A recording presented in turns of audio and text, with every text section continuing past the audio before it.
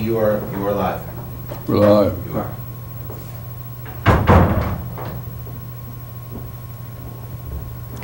Welcome to Struggles of the Spirit. I'm your host, the Reverend Leland Udell, and we're together again. And it's a delight to always be with my viewers. I wish I could hear your voice, and I invite you to phone in and to let me hear your voice. And I can't see you, but I can certainly hear you when you phone in. And to do that, you pick up your home phone and call the number that's on the bottom of the TV screen in your own home. That's the number of the technician in the studio here. And the phone line goes right directly to him. And if you call that number, you'll get him. Then you can express to him and to us your thoughts about what you're hearing from us. And that makes it much more interesting and alive for our edification and the public in general, to have that kind of a group feedback to hearing about chocolate, because that's what we're going to talk about today. Chocolate, that wonderful, yummy stuff that we all love. I don't know, is there anyone who doesn't like chocolate at all? I don't know, if I've never run across anyone who didn't care for chocolate. Now, if you're watching this program on tape, we tape it when we're not here. We're not here all the time, just on Wednesdays, 11:30 to 12:30. So when we play it again, it looks like we're sitting here, but we're not. And there's a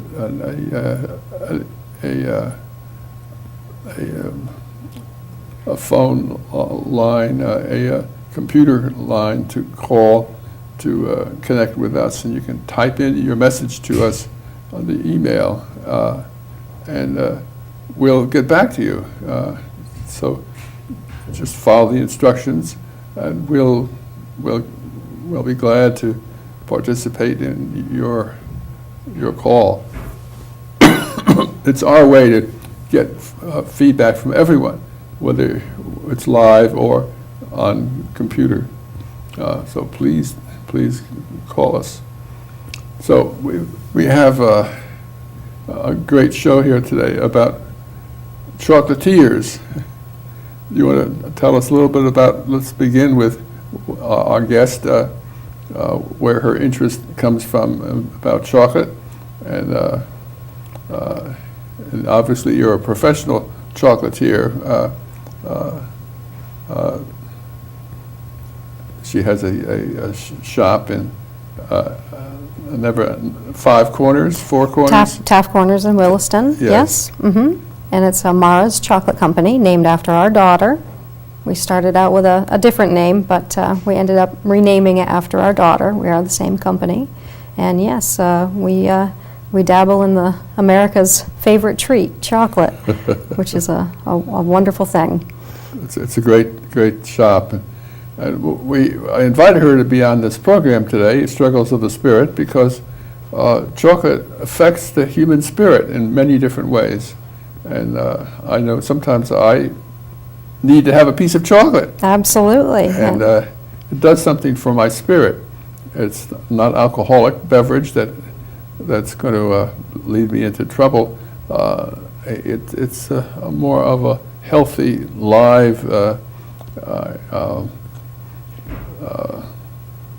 creation that will help me in my daily living. That it is. It definitely, when consumed, can release chemicals in the brain, which are usually associated with love or happiness or loneliness, which is why some people crave that type of treat when they are depressed or when they're celebrating. It has many appeals. And the chemical usually released is the chemical PEA in the brain, which has been associated to an aphrodisiac effect.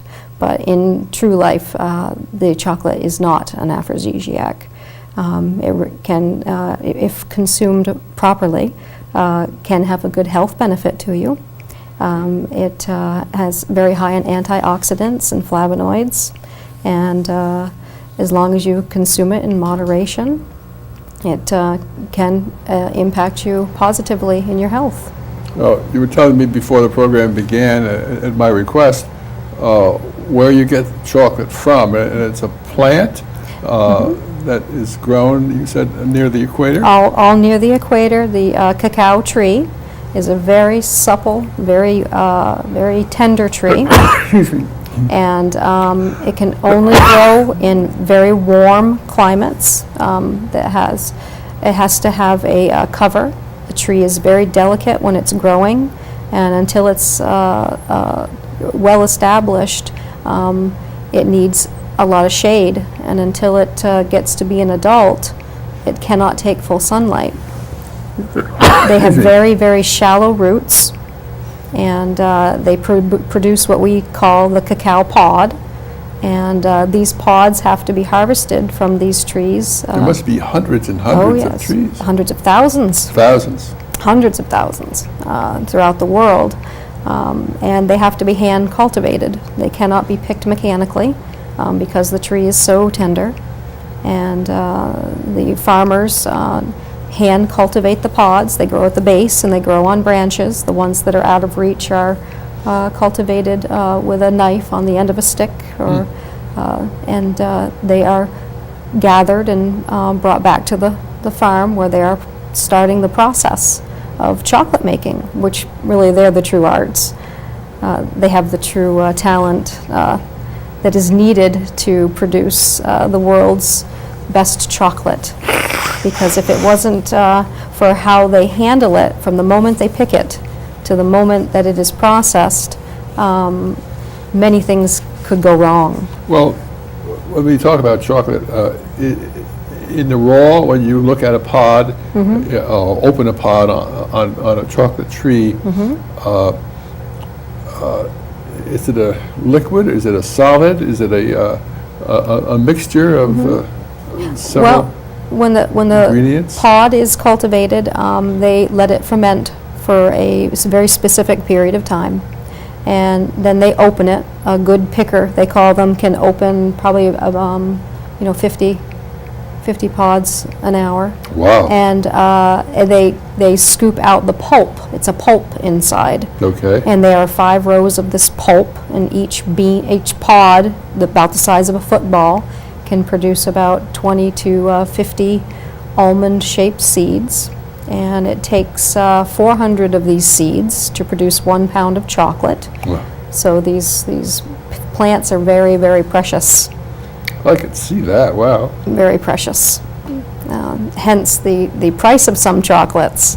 There are different trees that these cacao pods grow on, and one of these particular species is only accounts for 10% of the world's chocolate, and the other 2 or 3 are basically responsible for the rest. If you open a pod in nature, in the farm, would it smell of chocolate? No, not yet. Really? Not yet.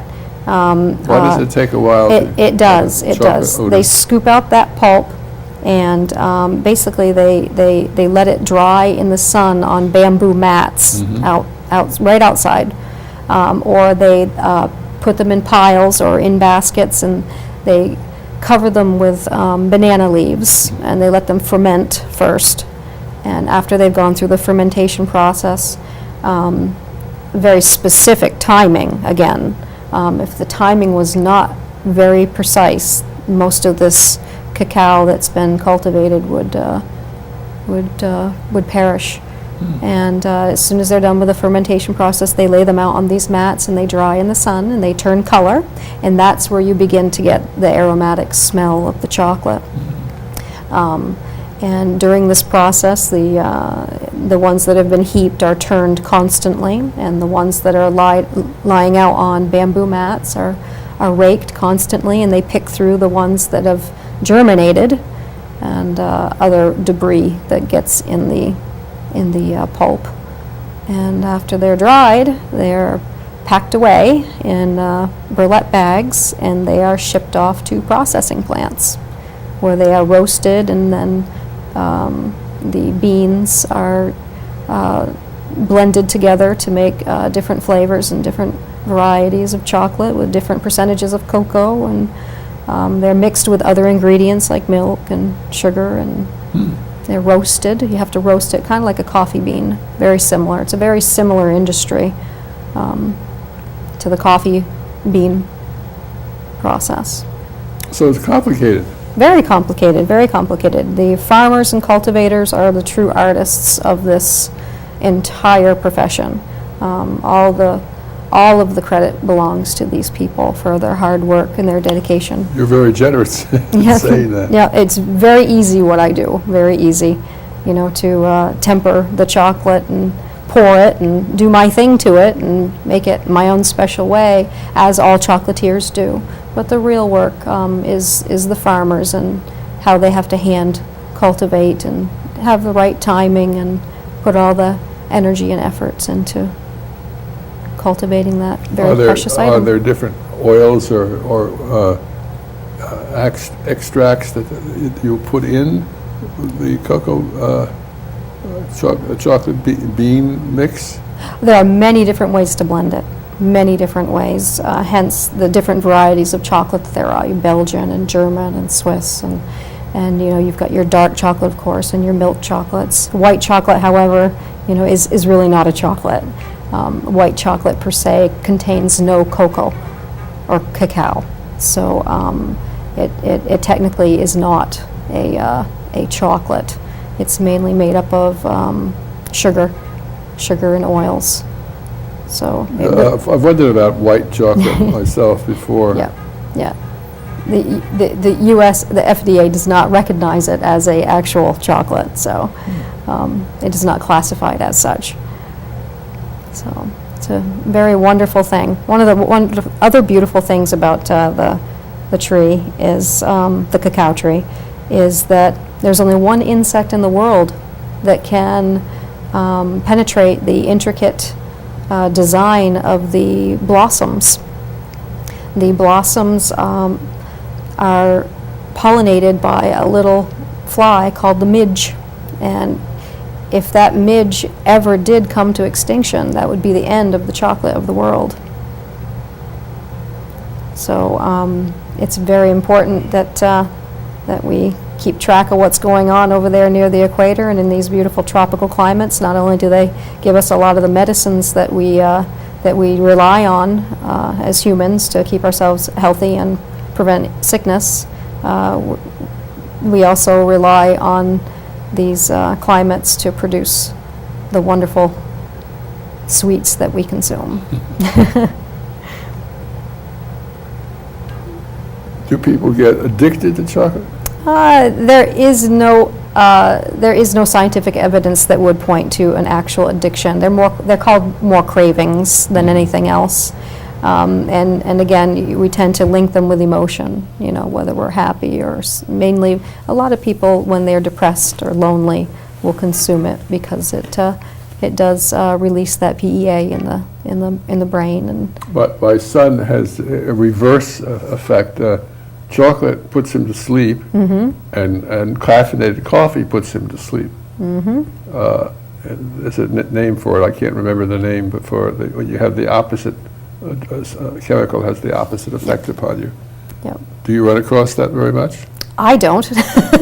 No, I don't either. I definitely don't. And I know you were talking earlier about have you ever met anyone that didn't like chocolate? Yeah, that's something else. Well, I have met some that claim that they don't like it. However, they don't mind consuming it. They'll go through the labor of eating it. Yes, even if they have to. So it's a wonderful thing. It can be given as a gift. It can be consumed as a treat. It can be given as a special treat. It is a very special product. Do you know the history of chocolate? I mean, was it always like a candy? No, it was originally when it came very first here to America in the 1700s. Don't quote me on that. In 1760s, I believe, it was first introduced to the United States, and it actually came here in the form of a liquid that would be consumed. And back in the ancient days, it was actually mixed with cayenne or chili, and they would have this very spicy, hot beverage to drink, and it was used in very often in religious ceremonies. And it was a coveted beverage to consume. And it had many, many uses, and it finally was discovered that it could become into a solid form and could be carried with an individual. And the U.S. government did do a good thing when they decided to put it in their MREs to give their soldiers a burst of energy. That's neat. Mm-hmm. So they'll use it like for emergency energy. Energy bar, absolutely. If you're going to be stranded on an island, you want that chocolate bar. It also has a lot of nutrients in it that people aren't aware of. It has iron and magnesium, and it does actually have benefits to it. You have to be careful with the fat content. And one of the biggest myths, I guess, I'd like to clear up is the dark chocolate consumption that the Surgeon General says that is healthy for your heart. When they're speaking of these dark chocolate consumption quantities, they are speaking really of the pure form. They're not talking about anything that has any kind of truffle filling or per se ganache inside, a heavy cream base filling. And they're not talking about creams or caramels. They're talking about pure dark chocolate, and preferably 65% or higher. 1.5 ounces a day is the recommended dosage of that. I'm getting hungry for chocolate already. And I didn't bring any. What's the matter with me? So, and Americans do love it. They eat about 1.5 billion pounds of the stuff a year, and that translates to be about 11 pounds of chocolate per person. But the United States is not the leader in consumption. Actually, the Swiss consume, they say on average, about 22 pounds per person. That's quite a bit of chocolate. It sure is. They must put it on their cornflakes. I remember, it wasn't chocolate, but I used to do a lot of mountain climbing when I was a younger man, and I could carry a 60-pound pack and climb mountains without feeling discomfort. And once I had done a lot of very energetic hiking and climbing on one day, and I was on my way back to the camp where I was staying, and I was up above a tree line, so it was just rock. There was no vegetation, and I knew I was pooping out, and I stopped, and I had in my pack, I had a jar of honey.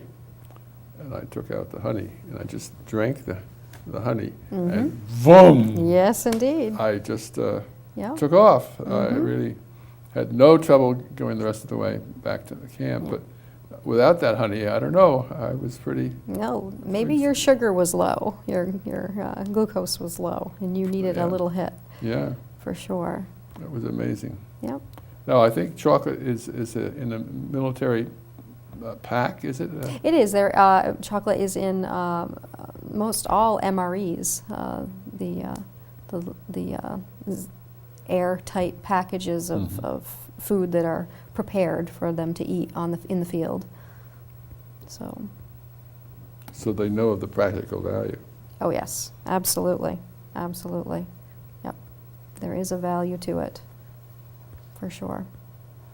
I'm sorry that we couldn't find a very clear evidence of the chocolate making facility that was in this building back Yes. for World War I. Mm-hmm. Not any more immediate wars, but way back in World War I, at the turn of the previous century. Right, right. And that intrigued me because, as you know, because my own father was in World War I, and he fought in the Signal Corps in France, and so I wonder if he had chocolate from here. You know, It's possible. No way It's to very tell. possible. So, And the other myth I'd probably like to dispel while I have the opportunity is the University of Pennsylvania has finally released their report on 63 women who were plagued with migraines because it is often attributed to chocolate. And University of Pennsylvania has determined that they have decided that it had absolutely nothing to do with these 63 women that were followed over a long period of time as to the intensity or onset of their migraines.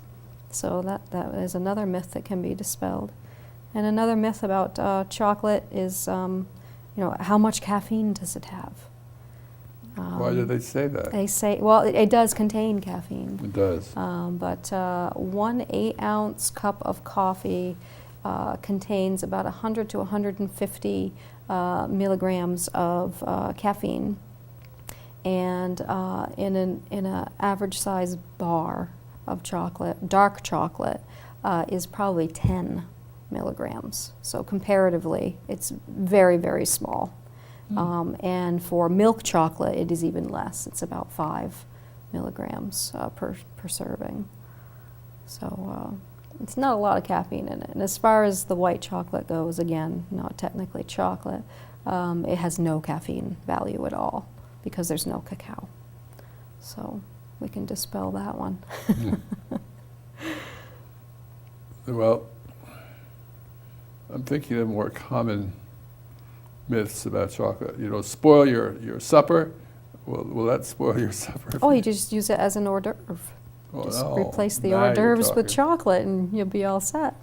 Absolutely. And the other myth and misconception is that chocolate causes acne. Chocolate, Well, I remember that when yeah. I was a teenager. Oh, Yeah. Chocolate does not cause acne. There is no scientific evidence, and they've just produced another study, I believe from University of Pennsylvania again, that it is more linked to hormones and imbalances in the body rather than chocolate. So that's a good thing for all you teenagers out there. It's not the chocolate. yeah. I remember going to the doctors, and they were treating my acne, and it was miserable. It went on for months and months and months. Mm-hmm. Well, it's a very painful, uncomfortable thing, but it's not the chocolate's fault. So, Yeah. and what is your favorite? Do you like milk or dark? Dark chocolate. You do prefer dark? I like the taste. Yeah. And it has a crispness to it, Mm-hmm. whereas milk chocolate is softer, Mm-hmm. at Yeah. least in my experience. A little more of a bite to the dark chocolate. Yeah, I like the bite. Yeah. Well, 76% of Americans actually prefer milk. And why is that? They actually do. I think it's because of maybe the texture, and because it's a little sweeter. But yeah, the studies now show that 76% do enjoy milk chocolate over dark. But people are turning that tide, though, very quickly because of the health benefits of the dark chocolate. So even though they're desiring milk chocolate, people are consuming more and more. Desiring milk chocolate, people are consuming more and more dark chocolate to try to get that health benefit out of it. Angela, can you hear me? I can. Hi, I have a question. Okay. So I've noticed that in supermarkets lately. In the last, I'm going to say 5, maybe 10 years, the chocolate section of general supermarkets, the sections have exploded. Whereas 10 years ago, you'd see some Hershey bars and you'd see some Nestle Crunch and that kind of thing. But now you've got Ghirardelli and all these fancy, and even companies like the big companies like Hershey and Nestle are coming out with these specialty chocolates, lots of dark chocolates and things. What's happening culturally that is causing this enormous interest explosion in chocolate? Well, that's capitalism at its best. Market all the way. When the Surgeon General comes out and tells you that they've scientifically determined that it increases your endorphin and it gives you your antioxidants, which is considered an anti-aging, that it helps you in your cardiac health, and if it's consumed daily, they say, that it has this health benefit. Well, everybody's going to get on board with that. And if they didn't, they'd be silly not to. Absolutely, absolutely. And the prevalence of it in the grocery stores, oh, you're absolutely right. I mean, it has skyrocketed. I mean, we're 65%, 68%, 70%, 77%. You get up in the 90s, you might as well just eat baker's chocolate. They're all pretty comparable. They all have their own distinctive tastes, though. And that is why one person would like them over the other. But in hopes of completely answering your question, it's marketing. There's a product that they have that finally has scientific evidence of having some health benefits, and they're going to put it out there. And kudos to them. I'm eagerly waiting to hear if there are other comments about chocolate in your presentation here, Angela, today. And Bill, I appreciate your call, and you were saying something. But we have a lot of people sitting home at their TV sets listening to you. Please call in right now. Angela, you can see the phone number on the wall there, which I cannot see. Would you tell them? Yes, it's 651-0589. That's the number that will get you. Bill, the gentleman whose voice you just heard, he's right in the control room, and he can switch you into our loudspeaker, and then we can hear you, and we'll respond to what you have to say. Absolutely. So you must have some questions about chocolate that have always intrigued you or puzzled you or delighted you, whatever. So call in, and we don't ask for your social security number or your address or your phone number. Just let us know what you want to say, and we'll plug you right in. Again, these chocolate products are great little things to have on hand when you are hiking or when you're doing something physical, and that they do have carbohydrates in them too, which helps the energy level, and they're a great tool for potty training. Wow, that's true. Now, what do you recommend there? Well, there was a time when I would very eagerly want to know how to do that because I had 2 children. Absolutely, it doesn't take much. What's obviously the trick? Give it to them under supervision, because small pieces of chocolate, can become lodged in the throat. So you want to break little tiny pieces and give it to them. And good job, Billy. And I bet you 10 to 1 he'll go right back to where he was when he needs to go there again. But and I do have some advice for all you moms and dads out there who are walking by any chocolate shop or chocolate store. I often see moms or dads come in with young children, and they come in and they end up milling through the store, and the child wants this obviously, and the child wants that, and it just creates a tension. because, the parent, obviously, everybody has, their own budget and an idea of what they do and don't want their children to consume. My advice is if it's something that you don't want the child to have, it probably is a good day to walk by the chocolate store instead of going in and creating that kind of a tension with the child and giving them a bad experience with Right. with something that should be so wonderful. And if you do decide to go in, hand them $1 or hand them 50 cents and put a budget on it for them. You're not only teaching them how to budget, you're showing them that they can go in and they can choose something, anything they want within that range. And that would be my biggest advice, is to put a budget on it and tell them what their options are within that budget. And that makes it a lot easier and takes the pressure off the parent. So I think parents need all the pressure off of them that they can get. it really will take the pressure off to set that guideline before you walk into a candy store, because it is just overwhelming. And for me, I never set foot into a candy store until I was 27 years old. Really? Yes, indeed. And Why was that? well, because we were poor.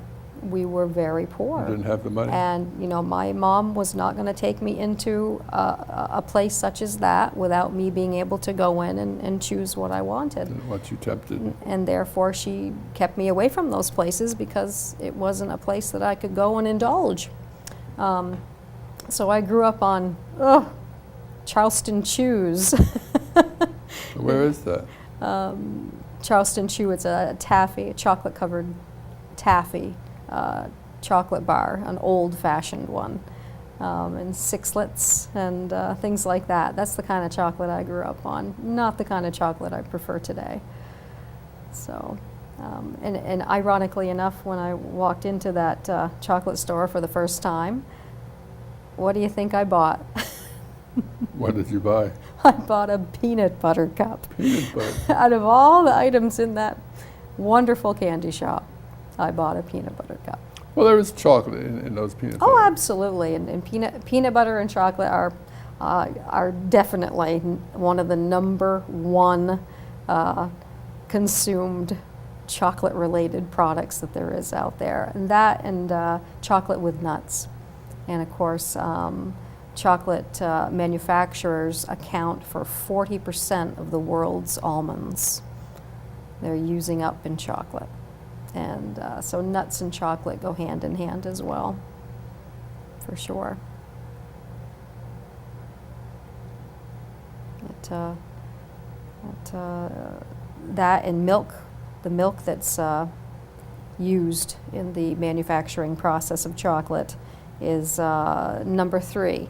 Number 1 would be, the cheese and ice creams and things like that, and chocolate is definitely number 3 for use of milk product in a manufacturing process.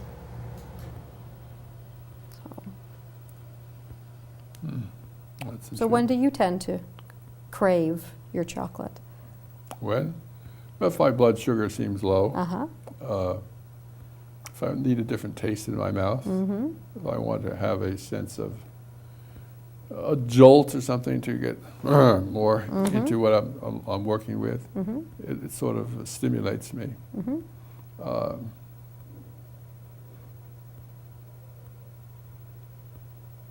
I'm trying to remember. There was a restaurant in New York City that specialized in chocolates, and I used to live in Manhattan, so I knew the city pretty well.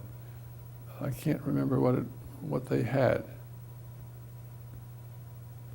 What was your first experience in a candy shop?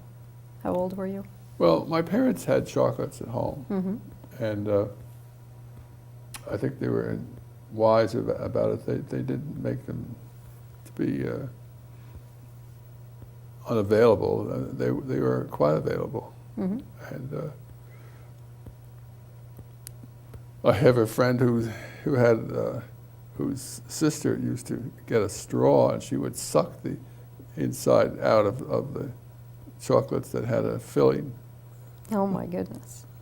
Mm-hmm. And you wouldn't know it, of course, until you went to bite into it, and then you discovered it had been tampered with. That's a different kind of chocolate, I guess, isn't it? I mean, when you have a stuffing inside.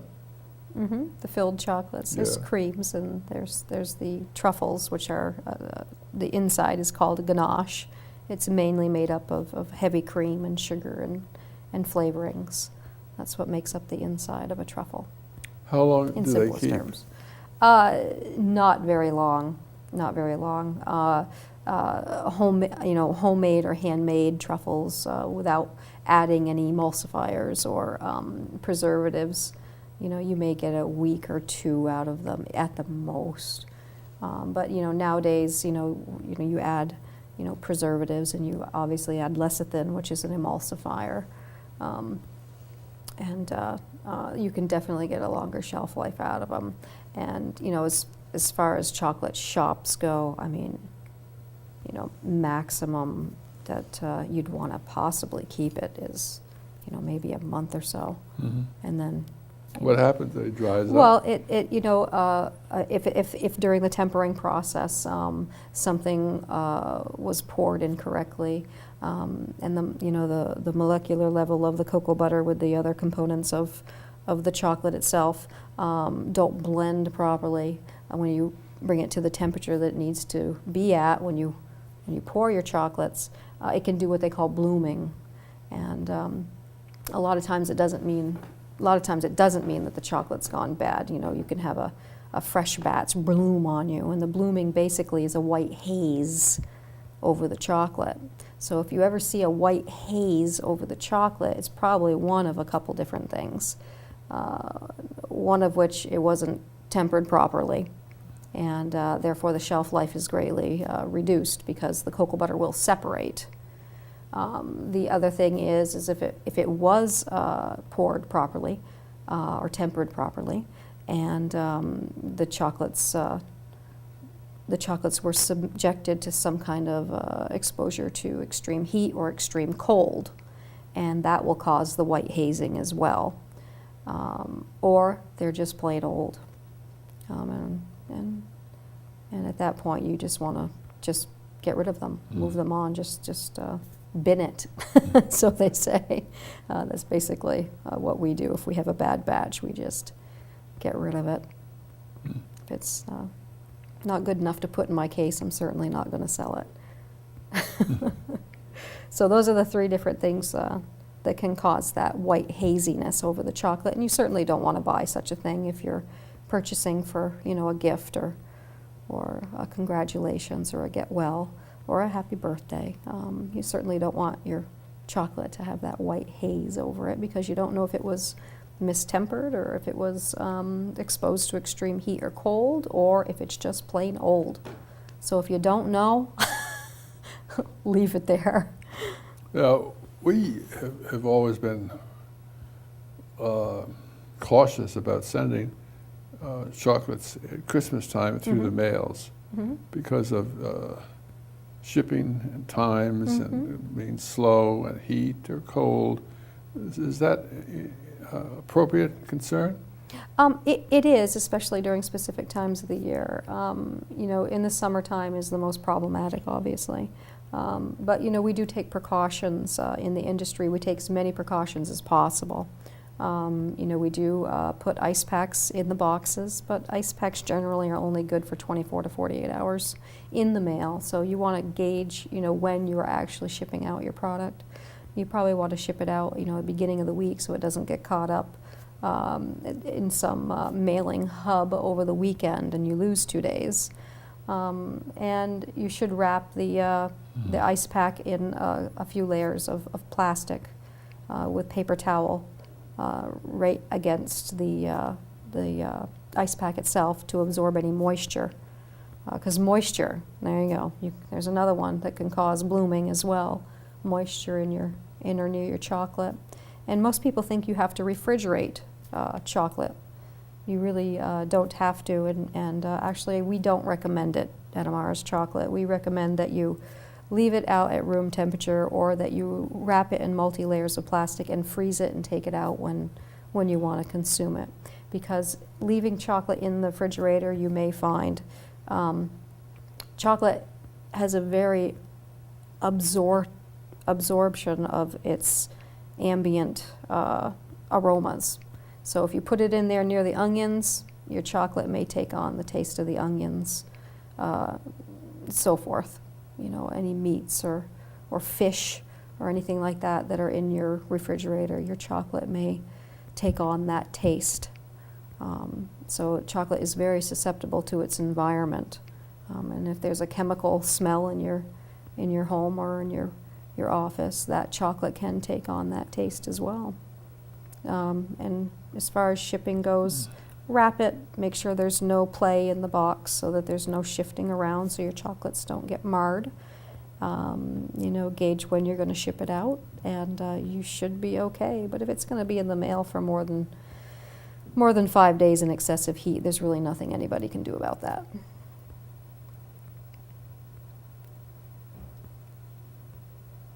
So shipping can be problematic, but it's not impossible. Absolutely. But the ice pack is pretty crucial during the summer months. And as far as winter goes, it is wrapped in multi-layers, so you really don't need to be that concerned. But again, if chocolate's going to be in any excessive weather, whether it be cold or hot for an extended period of time, certain things can happen to the molecular process of the chocolate. So you want to be careful with that.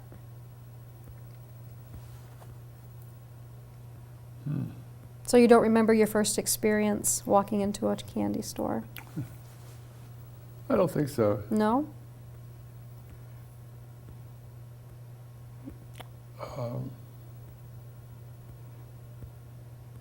What was your best candy memory?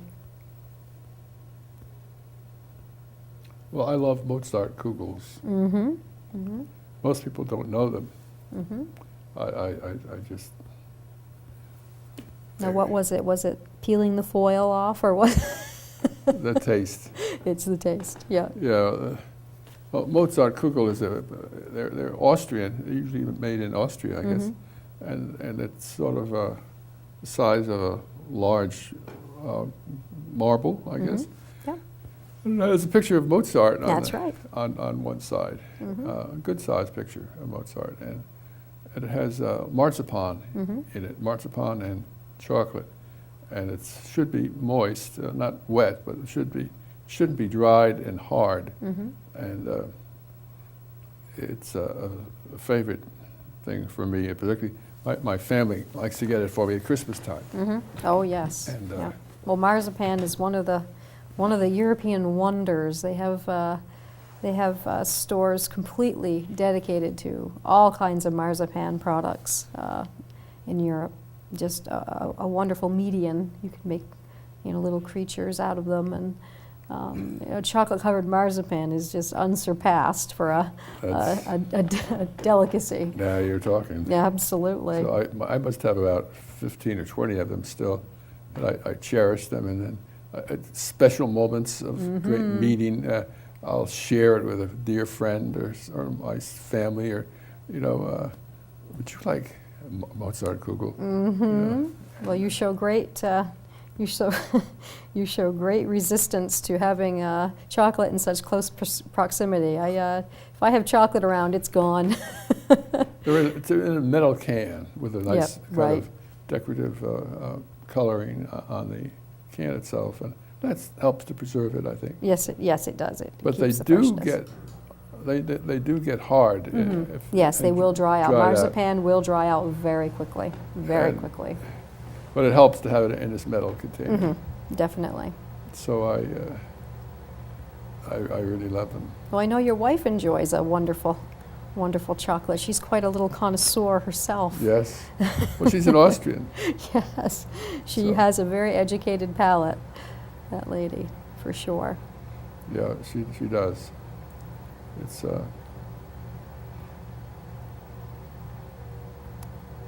I learned to know marzipan and Mozart Kugels from her. And at Christmas time, she'll make a delightful sort of a half moon of Christmas cookie with marzipan on it. Mm-hmm. Really delicious. They are, absolutely. We, But you don't look overweight. You don't look like you've just stuffed yourself. I'm larger than I used to be. How's that? I've only been actually in business for myself for 5 years, and in that 5 years, I probably put on about 10 pounds. But summer's coming. That definitely helps. Which way? What does it do for you in the summer? In the Do you summer, eat more, eat less? I'm more active. So like you burn it you up. burn the calories. It is another statistic that a great portion of chocolate consumption is done in the winter months. Really? Oh, for sure, absolutely. Yep. Yep. And because during the summertime, chocolate's a hard one to keep around just because of its perishability and the heat. Yeah, that's true. Not to say, if you haven't ever tried warm chocolate, it's the only way I like to eat it. Really? You like warm It's chocolate? the best. Oh, yes. Yeah. It definitely has a very good mouthfeel, and the taste of it lingers even after it's been consumed. It's a wonderful way to eat chocolate. I grew up in the suburbs of New York City, and my father worked in Manhattan as a commuter and in business. And I'm trying to remember, it's a long time ago, but Schrafft's were a store in New York City that had chocolates. I think they're famous for chocolates. And I'm trying to think of others. You're causing me to think back. Well, Fannie Mae, the old Fannie Mae. Yeah, I remember Fannie Mae. Wonderful manufacturer of some very fine chocolates. There's a lot of people who make some pretty good chocolate. But again, I digress. The hard work isn't done in the chocolate factory. The hard work is done long before it reaches the chocolatier. I would wager to think that you'd be pretty hard pressed to find a chocolatier, local or otherwise, that's in the back grinding and roasting beans and pressing it out and making the chocolate. What these people do is just truly remarkable. Are there different traditions in Europe in terms of chocolate making and here in the States? Oh yes. Chocolate in Europe is completely different than what we consume here in the United Tell States. us about that. I think our viewers would like to know. They don't do the processes in Europe that they do here. It's less refined. Less refined. Yeah, and for the most part, and the taste is different. I mean, I believe that anybody that you would ask that has traveled abroad will tell you the same thing, that the chocolate there is different than the chocolate here. It's richer. It's creamier. It has less of a shelf life usually because Really? it doesn't have the preservatives or the emulsifiers in them. That's probably why the Swiss consume an average of 22 pounds of chocolate a year as opposed to the American average of 11 pounds a year. I think that if we had that kind of a fine product here, we'd probably consume more of it as well. It would probably be healthier for us because it's a well-known fact, the less processed or refined the item is, the better it is to consume. So we could make a generalization about chocolate in Europe. It's less refined. Is that right? So it's less processed. Less processed. More refined. All right. Yes. Yeah. Nobody makes Mozartkugel around here. If you went to a place and asked for it, they would look at you vacantly. It's actually, people are caring less and less of it. And part of the thing is the unfortunate thing in the industry is that, a lot of people take the profitability over the quality. Yeah. And you lose a lot when you do that. You lose flavor, you lose the aroma, you lose texture, you lose mouthfeel, and you lose more of the health benefits. It is truly a unique thing to find a quality chocolatier. So once you find one, you should really hold on to it. Absolutely, absolutely. And very often our regular customers that come in, we actually give them a small cup of my favorite thing, which is the warm chocolate, and we just have them drink the warm chocolate. It's quite a very special thing to do. Most people don't experience that, but I encourage them to do so. So, if I came into your store at the right day? Any day. We've always got vats of chocolate.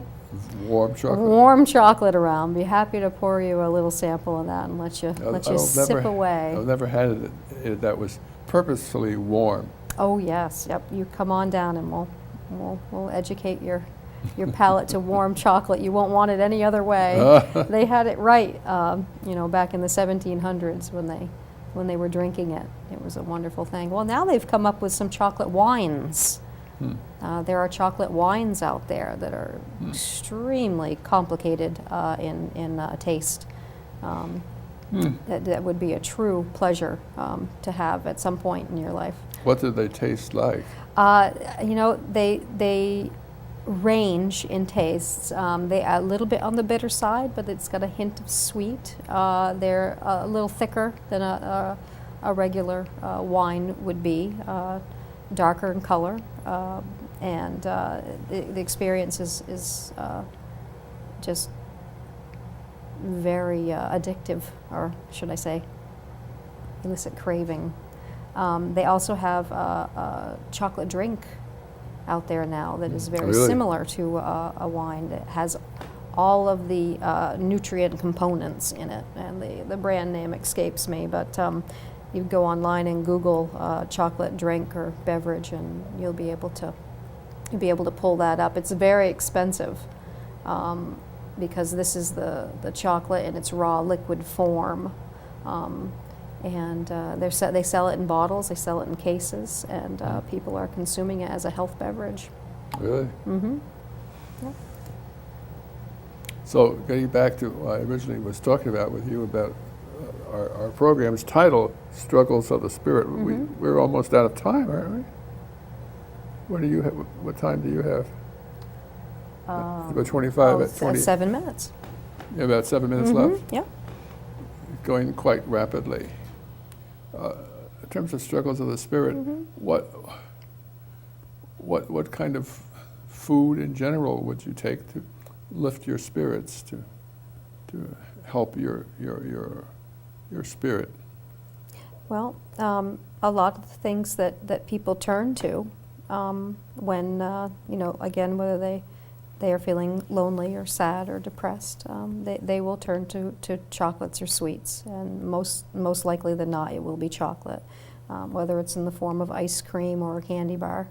And these products can and have been proven to release certain chemicals in the brain that stimulate the areas of the brain that are attributed to a feeling of well-being or a feeling of joy or happiness, or a feeling of being elated or relaxed. So, I mean, I would say ice creams and chocolates are number one for food for the soul, so to speak. And ancient Greeks called it ambrosia. Oh yes, yeah. So, food of the gods is basically what that was. Now, cocoa is how much of cocoa is chocolate? How much? Is it all chocolate? How much cocoa? Well, if you have a cup of hot cocoa, thinking about it on a cold winter day, and you've been outside, and you come inside, and you're warm and sitting by the stove, and somebody gives you a cup of hot chocolate. Is that chocolate in there? Oh yeah, that's real cocoa in there, and it's mixed with sugar. So it's got a high content of sugar in it, but there are sugar substitutes, and there are cocos out there that can be used for that. That so purpose. You're drinking chocolate then? Yeah, there's your chocolate drink right there. So we all are familiar with cocoa. Absolutely, and there are many, many varieties of cocoa out there, and they're getting better and better at blending them, and the tastes are very, very different. And the reason you pay a higher price for chocolate products is because there are higher percentages or a better quality of cacao. And as I alluded to a little bit earlier in the program, there are different levels of cacao, and some are rarer than others. And when you're using those rarer products, you're going to pay a more premium price. The United States is not equal to the equator anywhere, I don't think. No, nowhere in the United States can a cacao plant grow. It can't. The only U.S. Related state would be Hawaii, and they're not a major manufacturer of the cacao. Mainly, it's near the tropics of Cancer, Brazil. In those areas where you're going to find the dense rainforests, because again, these cacao trees need to be in very warm climates, and they need to be sheltered from wind because they are so supple when they're growing. How about when they're fully mature? Are they still that delicate? Fully mature, they are still that delicate because their root system is so shallow, and they can get about 60 feet high. And a tree does not begin to really bear fruit until it's about 5 years old, and it's in full production by the time it's 8 years old. Well, our time is largely gone. We only have about 3 minutes left. You want to sum up at all anything about your world of chocolate? Well, the world of chocolate is dramatically changing.